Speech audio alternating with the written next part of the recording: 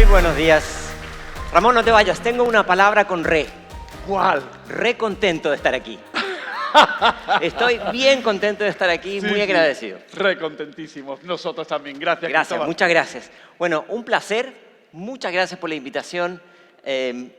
Antes, hace algunos años, teníamos la posibilidad de participar mucho en estos encuentros y luego vino la pandemia. Por lo tanto, la posibilidad de reconectar es realmente extraordinario. Vamos a hablar del futuro. ¿Y por qué vamos a hablar del futuro si no tenemos ni idea cómo va a ser el futuro? Bueno, porque es la materia prima con la que trabajamos todos los días. Algunos dicen que nuestras nuevas generaciones son el mensaje que enviamos hacia el futuro. Y aunque a lo mejor algunos de nosotros no estemos aquí cuando ellos florezcan, son el mensaje que vamos a dejar. Entonces vamos a hablar de cambio tecnológico, vamos a hablar de cultura digital, vamos a hablar de cambios institucionales, pero también de cambios cognitivos porque están pasando muchas cosas. Y si el tiempo me alcanza, les voy a contar una anécdota. ¿Alguien conoce el grupo U2? Los irlandeses. Bueno, el vocalista de U2 hace pocos días me quitó el teléfono, que tiene que ver con tecnología también. Así que si nos da el tiempo, vamos a ir para allá. ¿Están listos? Y por supuesto vamos a usar esta metáfora maravillosa de la película De Vuelta al Futuro que nos hace pensar en distintos espacios y tiempos. ¿Están listos? Vamos a arrancar con tecnología. Luego vamos a hablar, como decíamos, de otras dimensiones. Se ha dicho tanto en nombre de la tecnología, pero no existen tecnologías neutras. ¿A qué me refiero con eso? En distintos momentos de la historia hemos imaginado cómo la tecnología va a revolucionar la educación. Con distintos aparatos, distintas pantallas y cables, siempre imaginamos que con tecnología la educación llega a un nuevo nivel. Y esto la verdad no tiene nada nuevo. Llevamos casi 100 años con esta idea de que más tecnología va a generar más oportunidades en el aprendizaje. ¿De dónde viene esto? Bueno, hay 3 señores que tuvieron una enorme influencia. Isaac Asimov desde la literatura, luego Negroponte desde el MIT con la idea de bajar los costos de los dispositivos y mucho más en esa misma línea, Simon Papert, que nos hablaba de no solamente hay que aprender a utilizar la tecnología, sino que hay que aprender a entender cómo la tecnología se construye. Y detrás de eso está esta idea de que el futuro es que todos tenemos que aprender sobre tecnología. Ok, entonces aquí hay grandes influyentes sobre este mundo. De alguna manera ha permeado la idea de que mientras más pantallas, mejor educación. Mientras más aparatos y dispositivos, más rica es la educación que le entregamos a las nuevas generaciones. Hace un momento se hablaba de Scratch, ¿no? Que es una de las maneras de utilizar códigos para trabajar con esta tecnología. Pero como se imaginarán, las cosas han ido cambiando. Hace 2000 años, Plutarco nos decía, el cerebro no es un vaso por llenar, sino una lámpara por encender. No es un vaso por llenar, sino una lámpara por encender. Muy bien, lo que ha pasado, diría yo, en la última mitad de siglo, es que ese vaso parece que lo queremos llenar con más cosas. En los 70 decíamos, lo vamos a llenar con apuntes, después dijimos, lo vamos a llenar con fotocopias, después dijimos, lo vamos a llenar con PowerPoints, y ahora dijimos, lo vamos a llenar con los archivos en el Drive. Por lo menos hasta antes de la pandemia, siempre queríamos llenar ese vaso. Pero las cosas han ido cambiando. Muchos de ustedes habrán leído a Harari o a Susana Zuboff, que nos plantean una visión un poquito más disruptiva y no tan tranquilizante en algunos casos sobre la tecnología. Y de ahí han surgido una gran cantidad de literatura, que básicamente nos dice es que el futuro es que la tecnología aprende sobre nosotros. Miren el pequeño cambio, de hay que aprender de tecnología y ahora la tecnología aprende de nosotros. ¿Qué significa eso? Yo quiero explorar con ustedes un poco de esto porque tiene mucho que ver con futuro y tiene mucho que ver con las generaciones que estamos preparando. Voy a mostrar un video de un futuro inmediato, imaginario, que puede o puede no ocurrir. Espero que los señores que están afuera de Google no vean este video, pero es solamente un video imaginario. Vamos a verlo. Hi, is this Pizza Hut? No, sir, it's Google Pizza. Oh, sorry, I must have dialed the wrong number. No, sir, Google bought Pizza Hut last month. Okay, I'd like to order a pizza then. Do you want your usual? My usual? Do you know me? According to our database, the last 12 times you called, you ordered an extra large pizza with 3 cheeses, sausage, pepperoni, mushrooms, and meatballs on a thick crust. Super. Yeah, that's what I want. May I suggest that this time you order a vegetarian pizza with sun-dried tomatoes on a whole wheat gluten-free crust? Shit, no. I don't want a vegetarian pizza. It sucks. It's too healthy. Your cholesterol is no good. How in the hell did you know that? We cross-referenced your home phone number with your medical records. We have the results of your blood tests for the last 7 years. Well, either way, I don't want your goddamn vegetarian pizza. I take medication for the cholesterol problem. Excuse me, sir, but you have not taken your medication regularly.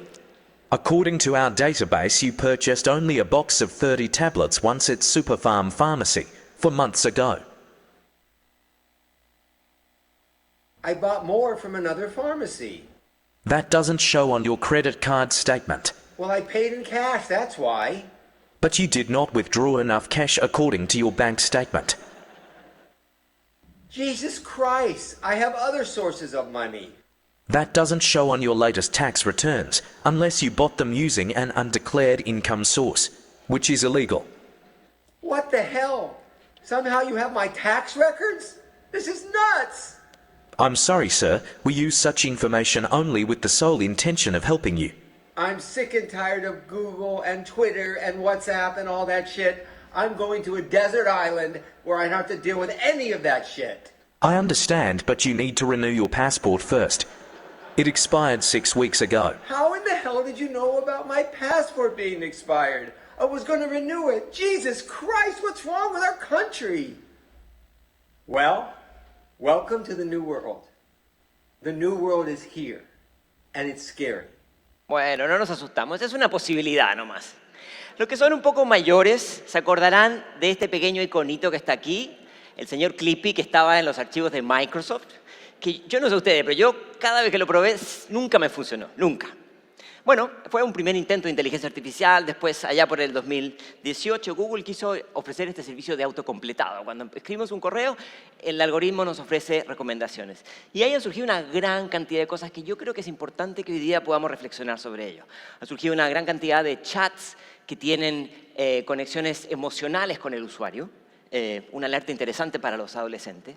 Y obviamente a partir de noviembre del año pasado había una explosión de discusión sobre ChatGPT, esta tecnología basada en inteligencia artificial que ofrece formas de interacción muy parecidas a cómo actuamos los humanos, pero que tiene un montón de letra chica que yo quiero explorar un poquito con ustedes. Cuando surge el iPhone, Steve Jobs nos decía que el iPhone va a ser una bicicleta para la mente.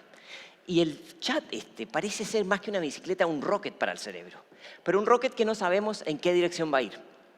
Con muchas oportunidades y con muchos riesgos. Y riesgos no solamente dentro de la educación, sino que algunos riesgos inesperados. Por ejemplo, esta empresa que se ha dedicado a hacerle las tareas a los estudiantes, a escribirle los ensayos a los estudiantes, a hacerle los exámenes a los estudiantes por una módica suma mensual, increíble que estas cosas funcionen, ahora se están quejando que la gente no está contratando su servicio porque la gente está usando ChatGPT. ¿Qué les parece? Ya nadie sabe quién gana y quién pierde. Pero es evidente que este tipo de herramientas tenemos que tenerlas en el radar. Yo no digo que hay que usarla o que no hay que usarla. Lo que tenemos que hacer primero que nada es entenderla. Porque evidentemente, si ustedes hacen una pequeña exploración, empiezan a encontrar que esta herramienta permite procesar texto, resumir texto, sintetizarlo, escribirlo en una voz pasiva, en una voz activa, escribirlo en otra lengua, etc. La cantidad de funciones que ofrece es abismal. Les recomiendo echar un vistazo a esta publicación de UNESCO que nos da algunas listas de algunas de las cosas que sería bueno explorar en educación. Por ejemplo, un buen uso de esta herramienta puede hacer una crítica constructiva a un estudiante, le puede dar retroalimentación, puede ser una suerte de motivador o un evaluador de algún ensayo que está escribiendo un estudiante. Esos son, evidentemente, potenciales usos positivos. Pero como se podrán imaginar, en esta vida hay un poco de todo.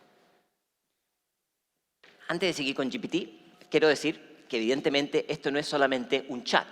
Hay mucha otra inteligencia. Por ejemplo, tenemos DALL-E, allá a la izquierda arriba, ¿no? Es un algoritmo que lo que hace es, imagina cómo podría ser la extensión de una pintura del año 1665 en base a otros registros históricos. Fascinante. O Runway ML de Machine Learning, que lo que hace es, toma una imagen, toma un contexto y construye un video de algo que nunca habíamos visto. Sorprendente. O lo que está haciendo, por ejemplo, Spotify. Spotify ahora los editores de música, los que hacen las playlists, usan los algoritmos para complementar. Entonces, están haciendo playlists algotoriales, editoriales y algoritmos. Capacidad tecnológica y capacidad humana. ¿Es bueno eso o malo? Bueno, va a depender del contexto. En educación también se está utilizando. Muchos de ustedes, yo también, a veces utilizamos correctores de ortografía que están basados en algoritmos. ¿Dónde está el problema? Que a veces los algoritmos nos hacen cometer errores, porque aceptamos recomendaciones que no son apropiadas y entonces cometemos falsos positivos. Y lo mismo ocurre con algunos algoritmos que se utilizan para sistemas de supervisión automatizada de examen remoto, que durante la pandemia se usó mucho. ¿Dónde está el riesgo? Que a veces decimos que un alumno está haciendo trampa cuando realmente no está haciendo trampa. Entonces, entender las limitaciones de los algoritmos es tremendamente importante en un mundo que está cambiando de manera rápida. Voy a mostrar un pequeño video que creo que puede ser en alguna medida una suerte de metáfora de lo que puede implicar la inteligencia artificial en la educación y también en el aprendizaje en general. Vamos a verlo.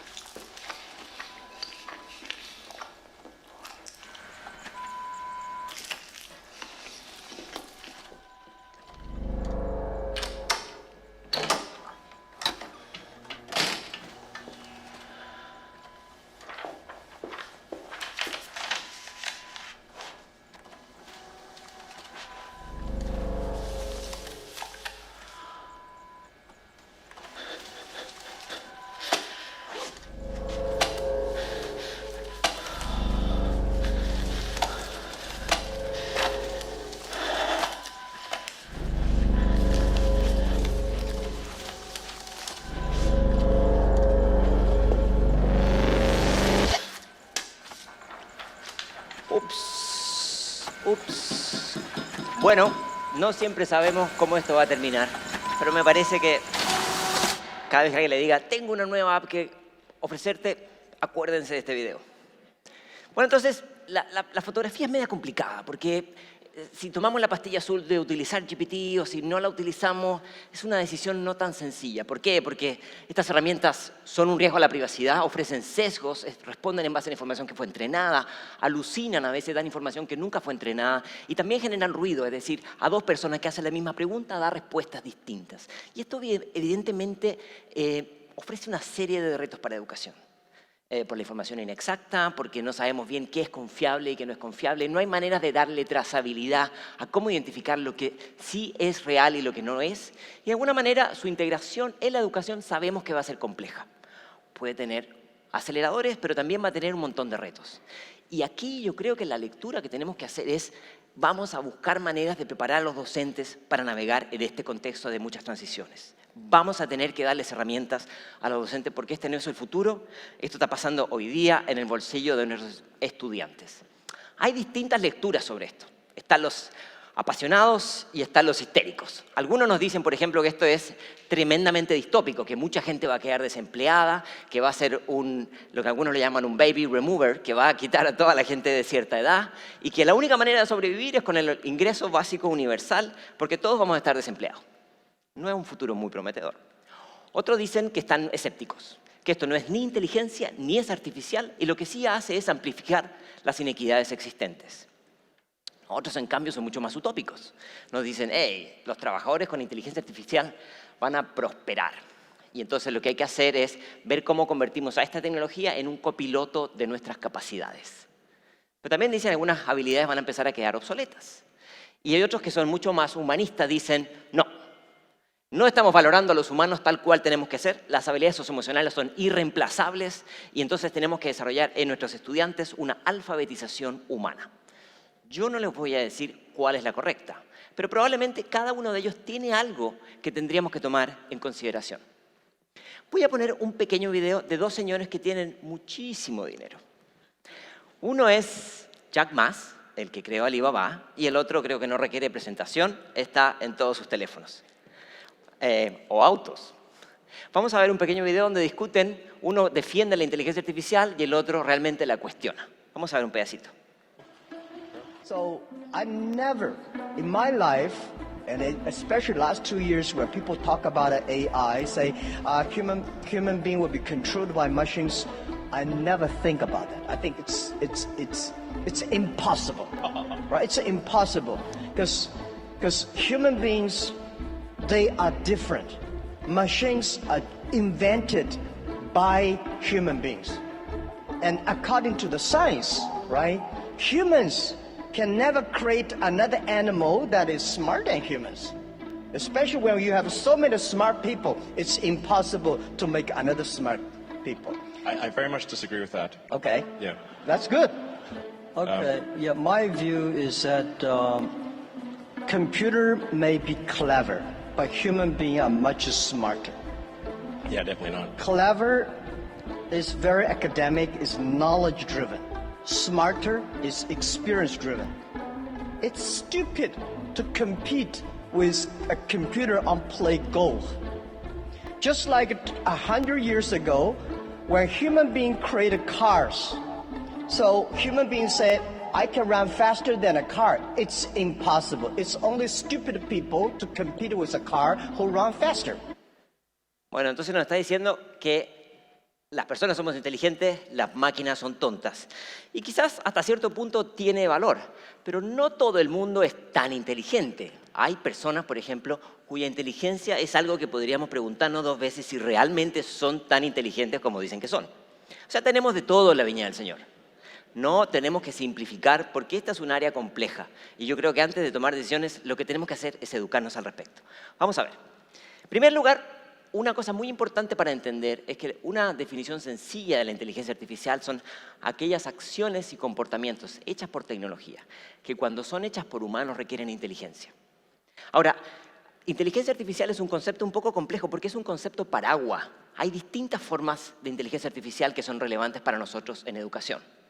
Aprender de la inteligencia artificial, por ejemplo, es cuando nosotros, por ejemplo, utilizamos Duolingo y es un sistema que se adapta a nuestro comportamiento y nos da retroalimentación para acompañar el proceso de aprendizaje. Aprender sobre la inteligencia artificial, en cambio, es desarrollar un alfabetismo para entender que vivimos en un mundo repleto de algoritmos y que influyen de manera sistemática en nuestra toma de decisiones. Es una visión mucho más de ciudadanía. Y aprender con inteligencia artificial es cuando utilizamos cualquier algoritmo que influye en nuestra toma de decisiones. Tomamos la calle A o la calle B. Tomamos el primer resultado del buscador o no. Entonces, si ustedes se fijan, son distintas cosas y creo yo que hay que poner atención en las tres, pero requieren caminos y reforzamientos distintos. ¿Por qué? Porque la inteligencia artificial ya deja de ser una cosa y empieza a entrar en cualquier tecnología educativa. Ahora, aquí hay un tema candente. ¿Qué pasa con los docentes? Yo no tengo la respuesta, pero puedo compartir un poco lo que se está discutiendo en algunos organismos internacionales, como por ejemplo la UNESCO.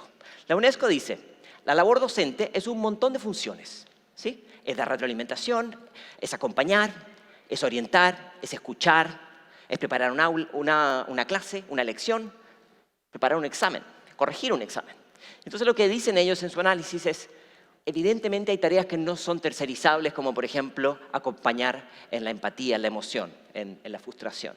Pero hay algunas cosas donde estas máquinas sí pueden complementar la tarea docente. Por ejemplo, algún mecanismo de retroalimentación sobre un ensayo o ayudar al docente a preparar alguna lección. Yo no estoy diciendo que eso es lo correcto, pero estoy diciendo que es la discusión que está ocurriendo.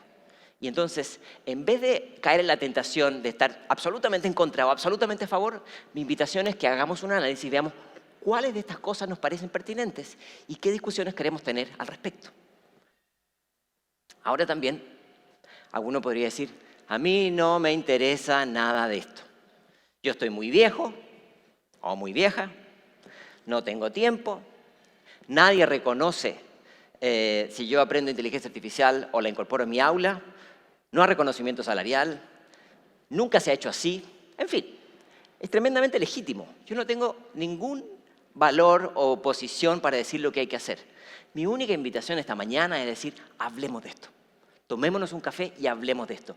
Que los colegios hablen de este tema, que abran debates, veamos las distintas aristas. Bueno, eso fue sobre tecnología. Vamos a hablar un poco de cognición. ¿Por qué la cognición? Porque es nuestro gran valor. Es lo que nos hace humanos. Pero también es cierto que algunas cosas que nosotros podemos llegar a enseñar, que son fáciles de enseñar, también pueden ser cosas que son fáciles de reemplazar con tecnología. Hay cosas que no son fáciles de enseñar, ustedes lo saben muy bien. Y creo que vale la pena preguntarnos, en este café que nos vamos a tomar, ¿qué habilidades y tareas no puede hacer la tecnología? ¿Qué cosas nos hacen más humanos? En este libro, Patrick Lynch nos decía algo que yo creo que es bien interesante, que para mí es una de las ideas centrales de esta mañana. Comprender es algo que suele subvalorarse. Porque comprender es una forma compleja de conocer. En castellano suenan parecidos, pero es distinto conocer y comprender. Conocer es tener acceso a. Comprender es cuando yo lo conecto con un contexto. Vamos a ver algunos ejemplos al respecto. Una de las preocupaciones que yo tengo es que en un mundo digital existe un enorme énfasis por transferir información como si ese fuera un sinónimo de comprender. Y transferir información y dar fotocopias o archivos en Drive, da lo mismo, es ofrecer oportunidades para conocer, que no necesariamente es lo mismo que comprender. Entonces, una alerta ahí. Mucho énfasis en la transferencia de información no se va a traducir en un aumento en nuestra comprensión. Yo creo que estamos en una oportunidad extraordinaria de poner más atención en ciertas funciones cognitivas del cerebro, que son esenciales y son aquellas que nos hacen humanos. Imaginamos, por ejemplo, que un estudiante va a enfrentar un viaje. Cualquier tipo de viaje, ustedes se imaginan cuál. Entonces el estudiante, antes de ir, primero tiene que comprender, ¿no?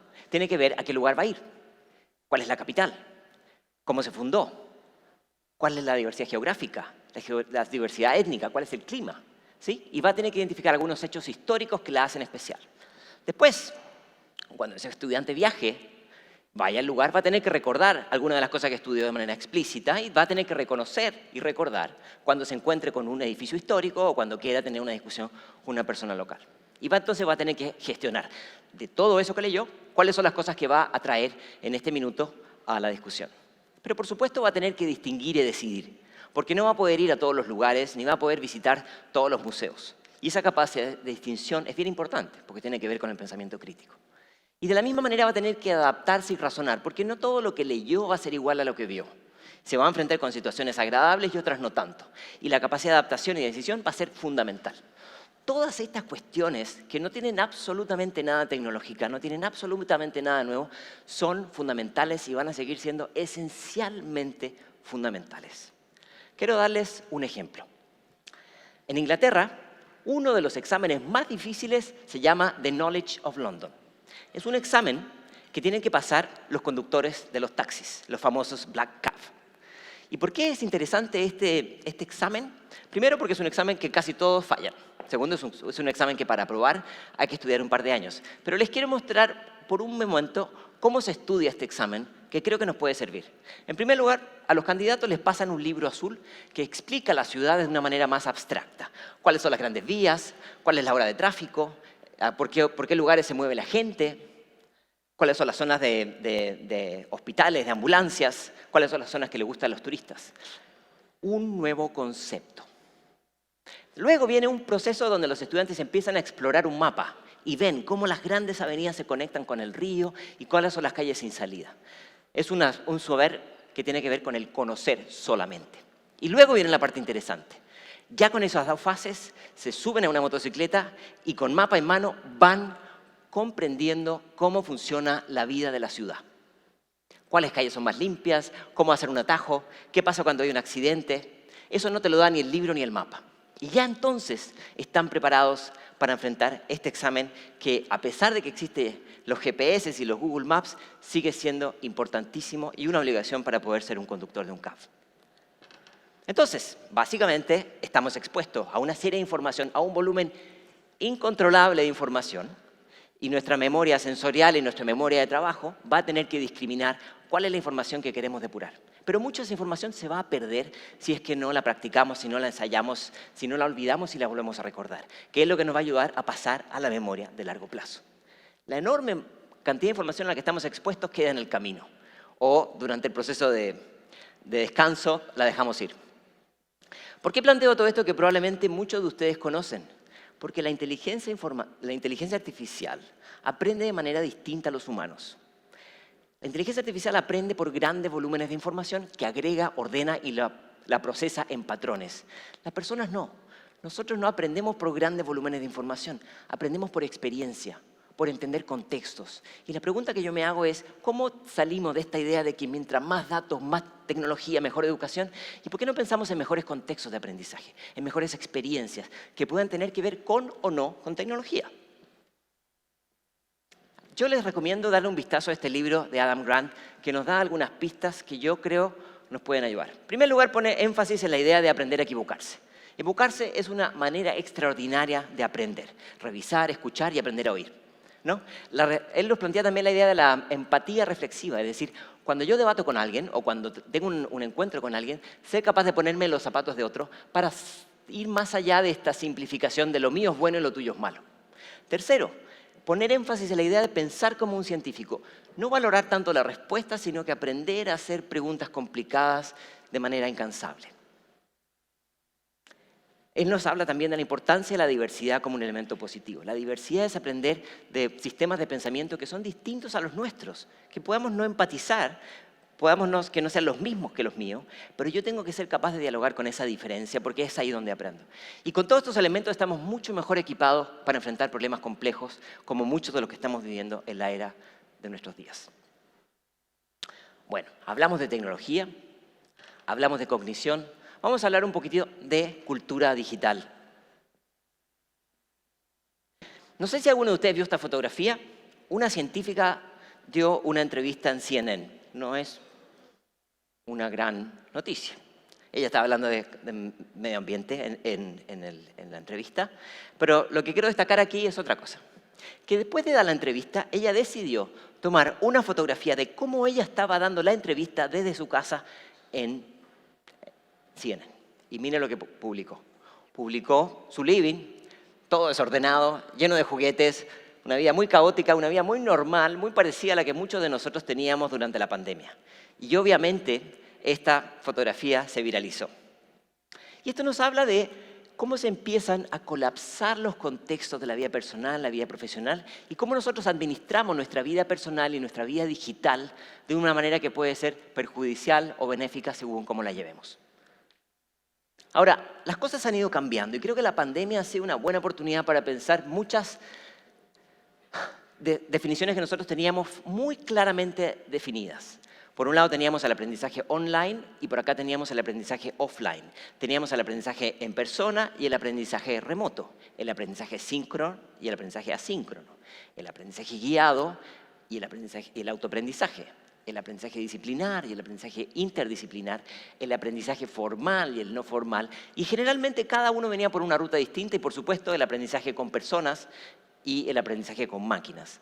Y lo que ha ido pasando es que estas taxonomías que traemos del siglo XX se han ido permeando cada vez más. Como nos plantea Dana Boyd, los contextos se colapsan. O como nos plantea Floridi, vivimos en una suerte de on-life, en un continuo constante donde estos elementos se empiezan a mezclar. Y la pregunta que yo me hago es, desde la educación, ¿qué cambios estamos sacando en limpio de esta pandemia que fue tan dura para pensar en hacer las cosas con miradas distintas?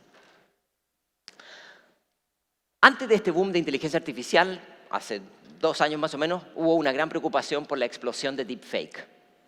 Y aquí tenemos un video que muestra cómo el rostro de una persona se puede manipular y se puede poner rostros de otras personas.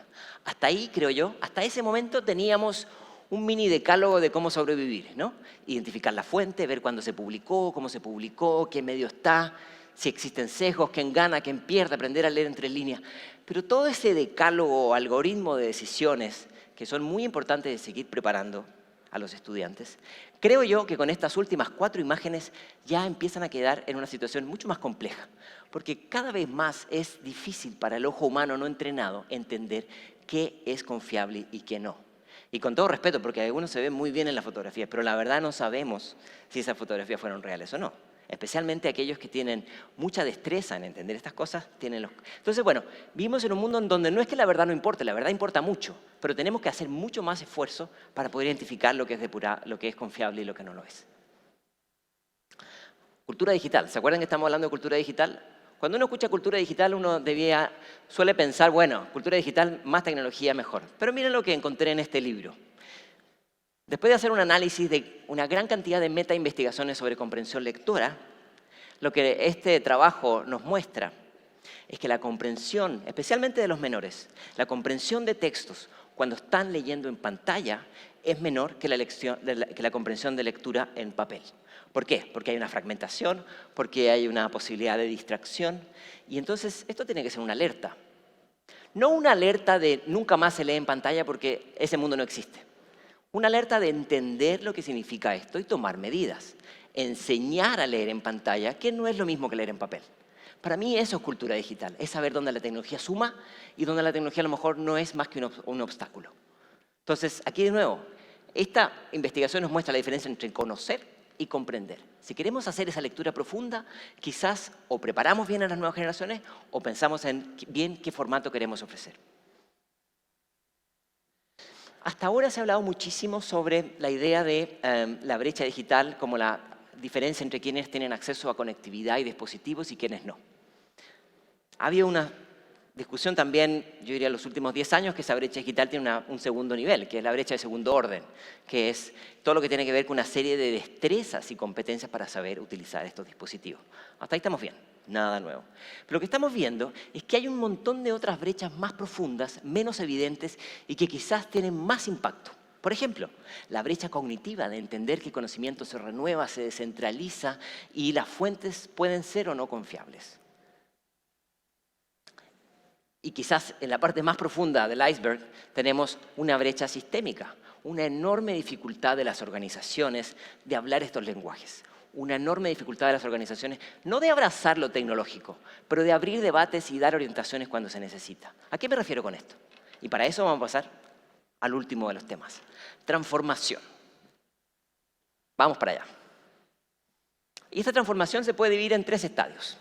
La digitalización, que los más jóvenes no se van a acordar, pero los que no estamos tan jóvenes nos acordamos, cuando dejamos Kodak y tomamos la fotografía digital. Cuando dejamos de ir al Starbucks, al Blockbuster, perdón, y empezamos a ir a Netflix. Esa fue la digitalización, pasar todo a formato digital. Después hubo un segundo estadio que podríamos llamar de expansión digital, que yo creo que estamos muchos en eso, que es la idea de automatizar procesos, ¿sí? De automatizar interacciones. Yo no sé si a ustedes les ha tocado, pero cuando en algunos hoteles, por lo menos en Estados Unidos, que uno va, puedes pasar, hacer el check-in, estar en el hotel, pagar, irte y nunca interactuar con un solo ser humano, ¿no? Esa es la automatización de procesos y en los aeropuertos también. No estoy diciendo que es bueno o mala, estoy solamente haciendo un análisis rápido. Y la tercera fase, que yo creo que nos interesa mucho desde los colegios, quisiera que tuviéramos más tiempo para hablar de esto, es de una transformación digital. Y una transformación digital no significa, de nuevo, todo lo digital es bueno, no. Significa tener una visión, tener un modelo pedagógico y ver cuál es el valor que nosotros podemos ofrecer.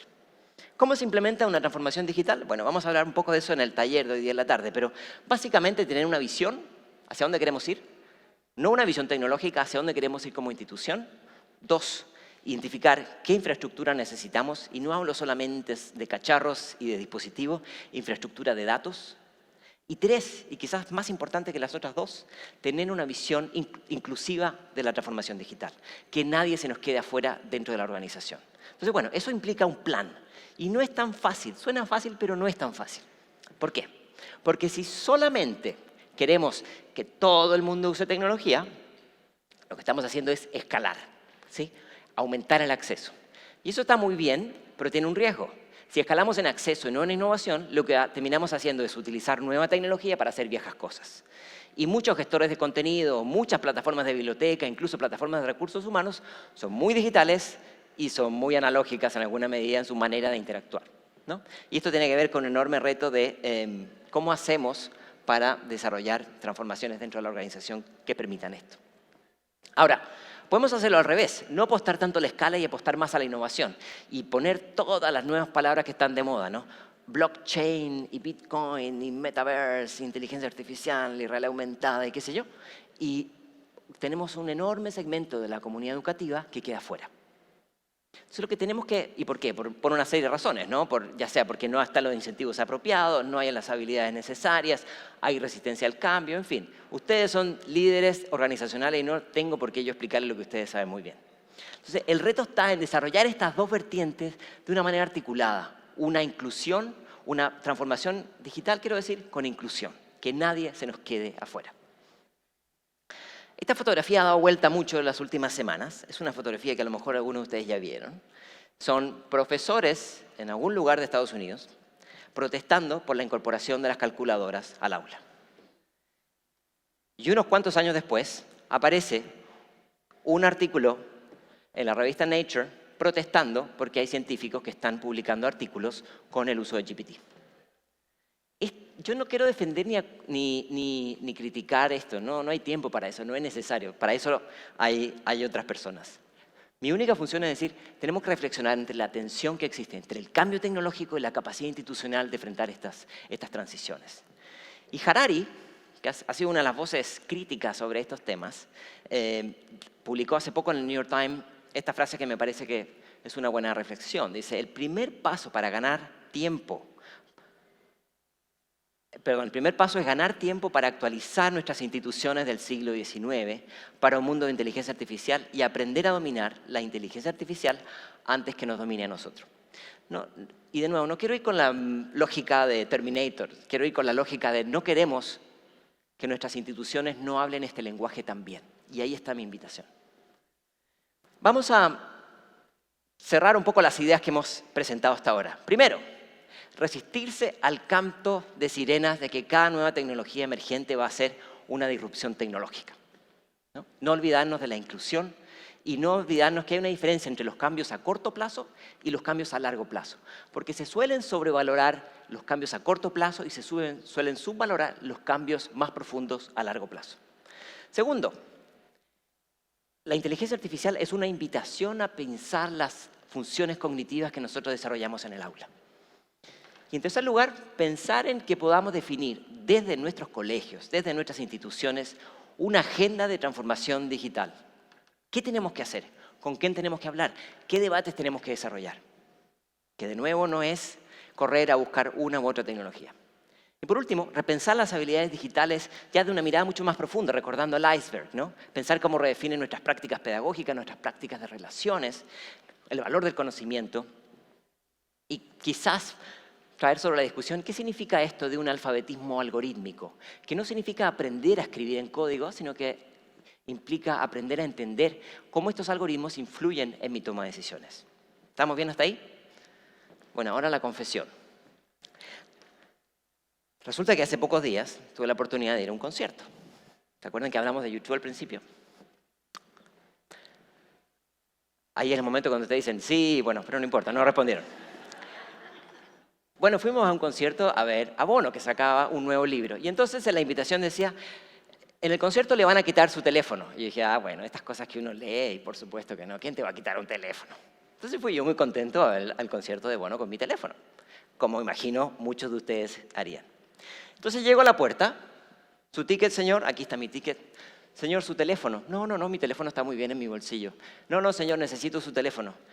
No, paso, estoy bien, gracias. No, es que si no, no puede entrar. ¿Cómo no puedo entrar? No, es que tiene que darme su teléfono.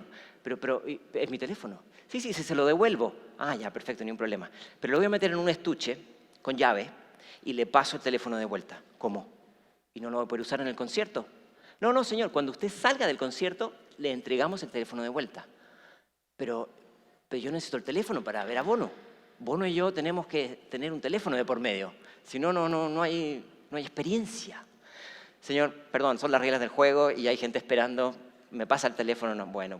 Le pasé el teléfono, lo puso en un bolsillo de género con una especie de candado magnético. Dolorosísimo el proceso, dolorosísimo, no sabía qué hacer. Me devuelve el estuche y yo tenía este dispositivo que ya no podía acceder a él, que estaba conmigo. Yo le decía, ¿estás bien? Lo miraba.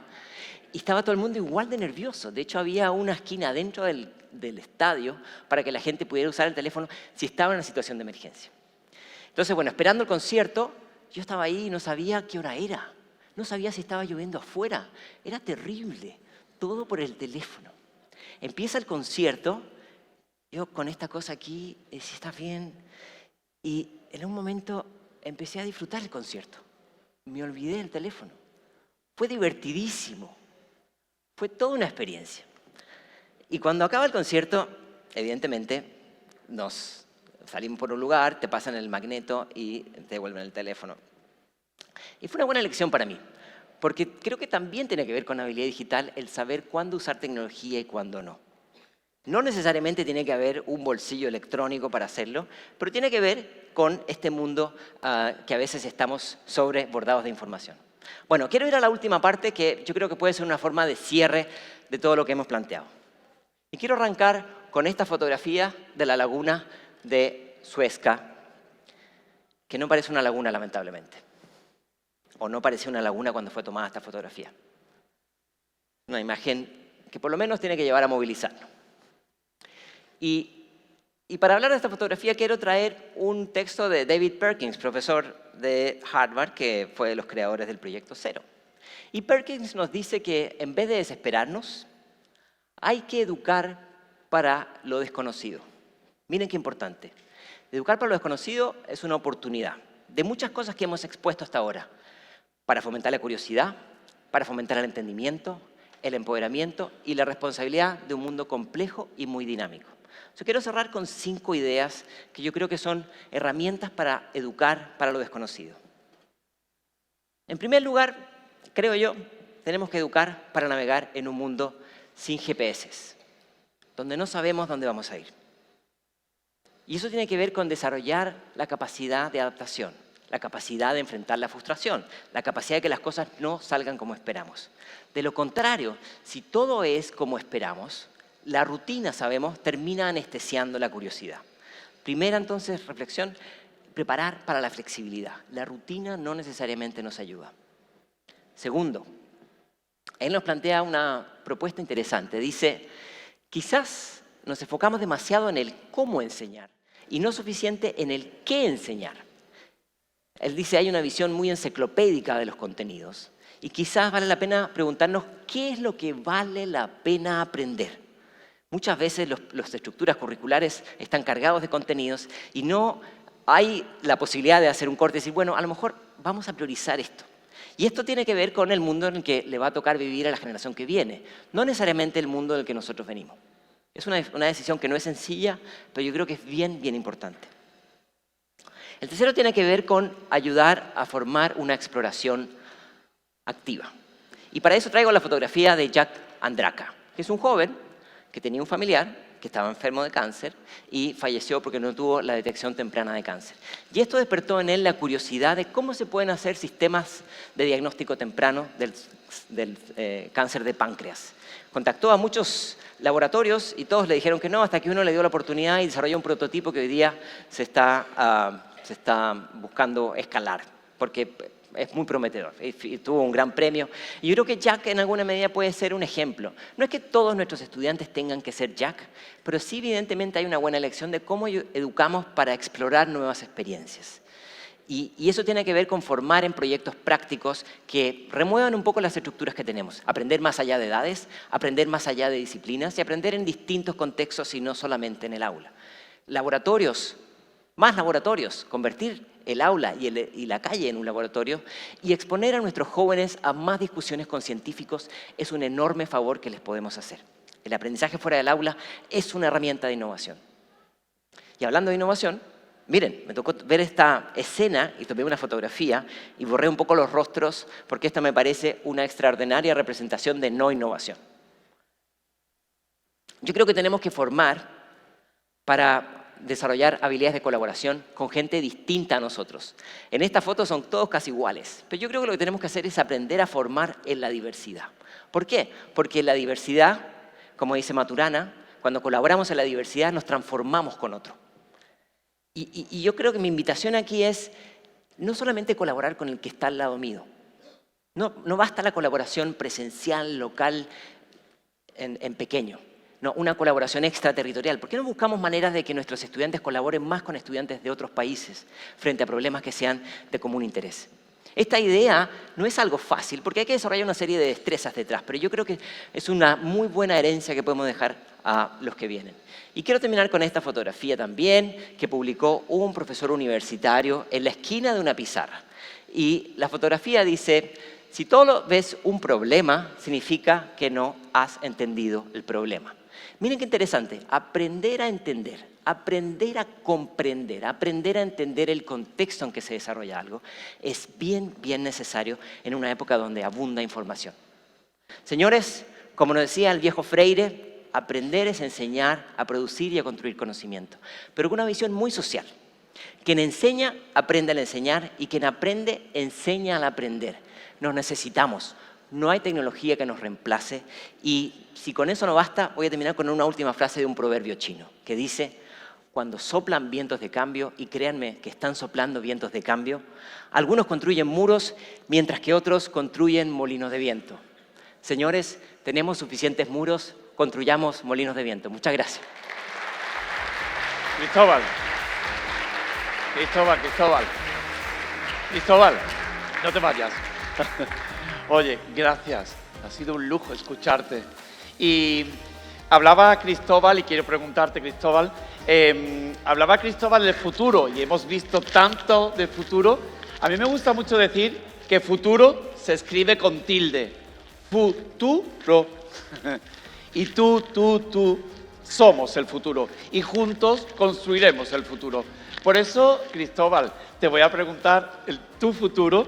En 5 años, de todas estas cosas que nos has estado mostrando tan interesantes, ¿qué anhelarías ver? ¿Qué te gustaría que pasara? En el mundo. En el mundo que quieras, cerquita, pequeño, grande, en el mundo. En el mundo, en educación. O en tu mundo. No, bueno, mi mundo tiene mucho que ver con educación. En mi mundo me encantaría que pensemos más en un concepto que se llama alfabetismo sustentable, y es convertir la visión de sostenibilidad como una competencia transversal independiente de cualquier disciplina, de cualquier nivel de edad. Si formamos abogados, formamos filósofos o biólogos, el alfabetismo sustentable sea un elemento común. ¿Sabe por qué? Porque todas nuestras acciones generan repercusiones en el medio ambiente. Y si no somos sensibles a eso, vamos a echar a perder el futuro que nos toca. Wow, el medio ambiente, está clarísimo. Genial, Cristóbal, ha sido un placer A ti, escucharte. muchas gracias. Muchísimas gracias.